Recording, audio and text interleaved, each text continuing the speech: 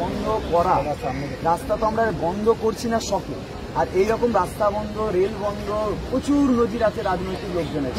আমরা তো সামান্য একটা অংশে সামান্য জায়গায় দখল করে বসেছি, তাহলে আমরা বসবোটা তো।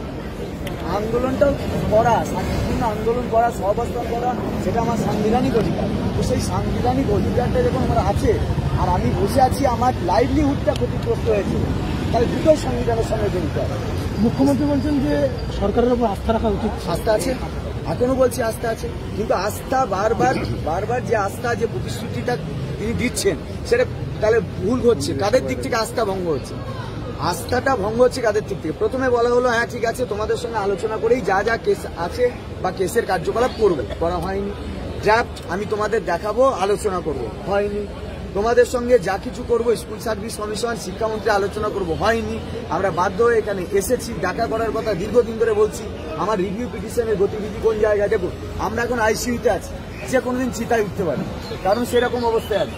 তো সেই জায়গা থেকে আমরা তো আস্থার কথা বারবার বলতে গেছি, কিন্তু আস্থাটা তাঁরা রাখছেন কি? আমরা আজকেও বলুন না, আজকেও দেখা করতে চাইছি, বলুক, এটাও আমাদের একটা ইয়ে থাকলো। আজকে এক্ষুনি দেখা করবো বলুন, তারপরে আমরা সিদ্ধান্ত নেবো এখানে থাকবো কি থাকবো। রাস্তা তাহলে শুনুন, আজকেই দেখা করুক, রাস্তা ছাড়বো আমরা। কিন্তু যদি না থাকে, তাহলে এই রাস্তা দখল করার যে দায় আমাদের উপর ছাড়া হচ্ছে, তাহলে এই দায় তাহলে প্রশাসনের, এই দায় সরকার।